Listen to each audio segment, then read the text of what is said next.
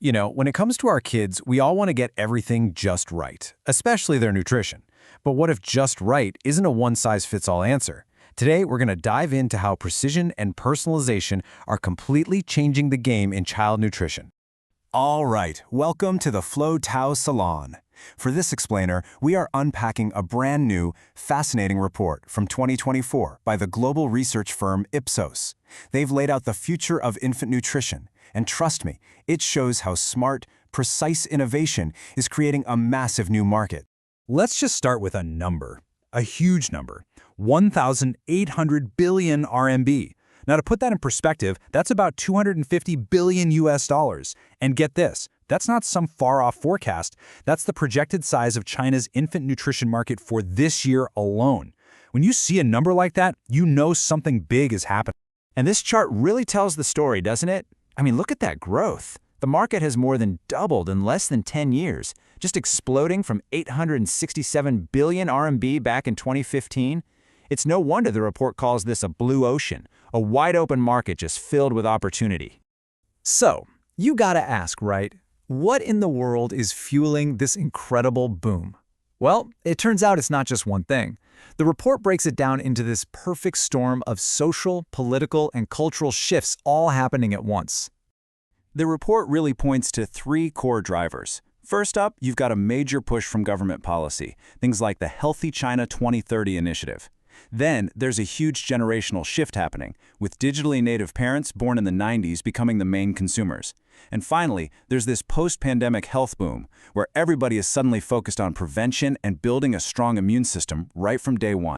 And honestly, it's this new generation of parents that's really shaking up the entire industry. They aren't just shoppers anymore. They are meticulous researchers. The report calls them ingredient detectives, and that is the perfect description. This picture, it says it all. Parents aren't just looking at the cute cartoon on the front of the box. No, they're flipping it over and going deep into that ingredient list. It's all part of this growing movement called scientific parenting. And check out this quote from the report. It really hits the nail on the head. The days of just trusting that everyone says it's good are long gone. Today's parents need to know exactly why it's good. They're becoming what's known in China as the Chengfindong.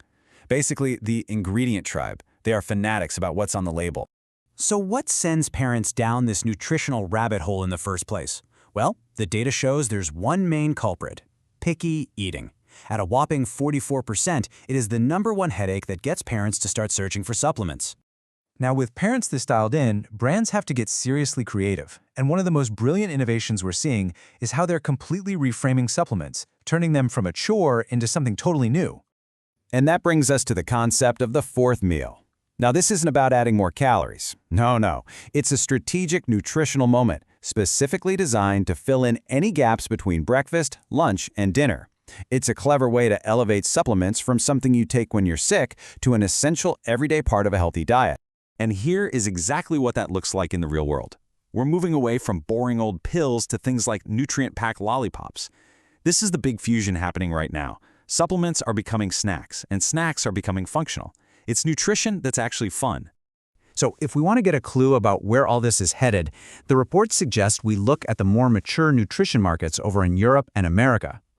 Okay, so the report boils it down to four big trends out west. It starts with hyper-functional products that target very specific needs. Of course, they have to have clean labels. Organic is pretty much the minimum. Then, the format itself becomes part of the experience. And finally, people are making values-driven choices, buying based on things like sustainability. For example, take a look at this. Brands in the West have gone way beyond your standard multivitamin. This product is designed to help a kid relax, using specific ingredients like magnesium and L-theanine. That's the level of precision we're talking about now, tackling nuanced things like focus, sleep, and even mood. But here's where it gets really interesting. This is the crucial twist. You can't just copy-paste what works in the West and expect it to succeed in China. It just won't work. The market has its own incredibly deep cultural context that changes the entire playbook. To really get the difference, just look at these hawthorn balls. In the West, this might just be a tasty snack. But in China, hawthorn is a traditional remedy for digestion. This taps right into a super powerful cultural concept known as Yashi Tongyuan, the idea that food and medicine actually come from the same source. So you've got these two totally different philosophies, right? On one hand, Western science loves to isolate purified ingredients like DHA, proven in lab trials to target specific symptoms. On the other hand, Eastern wisdom focuses on the holistic benefits of whole foods, like hawthorn, backed by centuries of tradition to achieve overall balance in the body. All right, let's bring it all home. After digging through the market growth, the new kind of parent, and all this cultural context, the Ipsos report boils everything down to 3 absolutely essential takeaways for anyone in this space. Takeaway number 1. The fourth meal is the new battlefield. The big opportunity isn't just selling a bottle of vitamins every now and then. It's about owning that strategic, daily nutritional moment between meals and becoming a trusted, indispensable part of a child's routine. Second takeaway, the future is all about fusion. To win, products have to solve what the report calls the dual-user dilemma. Think about it. You've got 2 people to please, the child, who's the actual user, and the parent, who's the buyer. So it has to be fun enough for the kid to want it and functional enough for the parent to believe in it. It's that perfect blend of treat and treatment. And finally, the third and maybe most important takeaway. Culture is the ultimate differentiator. The most powerful way to build trust and connect with Chinese parents is by tapping into that deep, rich well of Eastern wisdom. Taking traditional, trusted ingredients like hawthorn or yam and putting them into modern, convenient formats.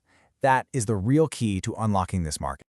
So as this market just keeps on growing, it leaves all of us, parents and brands alike, with a final, really important question. It's no longer just about what we feed our kids, it's about how we innovate.